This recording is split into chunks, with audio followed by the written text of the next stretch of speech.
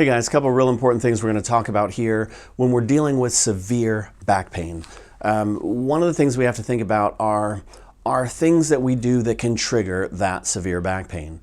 We have bones in the spine, and each of those bones in the spine have discs in between that provide a shock absorption sensation or function for your spine. We got to make sure that we're protecting them, but there are certain movements that create problems in the disc, and you have to know what those movements are so that you don't recreate your back pain over and over again.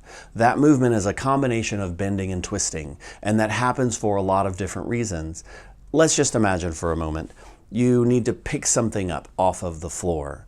There might be the tendency, let's say it's lying over here towards the right, there might be that tendency to just bend over and grab that tool or item, but what you just did was was twisted, bent over to the side. Compression and twisting at the same time creates a shearing function inside the discs that will cause damage. That'll put pressure along those nerve roots to cause severe back pain, and it can create pain that will radiate down the legs. You have to watch that.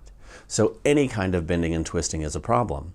You can see that when you try to, let's say you're shoveling. That doesn't happen a lot here in the desert, but if you're in the Midwest, or if you're moving rock or shoveling dirt, let's say you put that shovel into the ground, you compress, then you pick up what you've just shoveled and you throw it to the side, you've just twisted. So we have compression and twisting. It's why in the winter time in the Midwest we get lots of, or other places with snow, we get lots of people who are dealing with back pain simply because they're going about their normal everyday routine. You have to watch bending and twisting.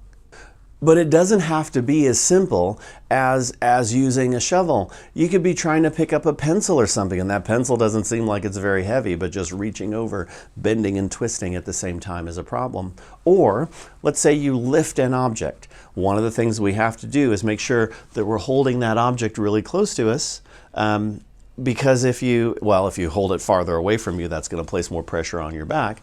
But we pick up that object, and let's say that object needs to go over here on this table. I can just reach over and put it there. I'm big enough and strong enough to be able to do that. But no, that's part of the problem.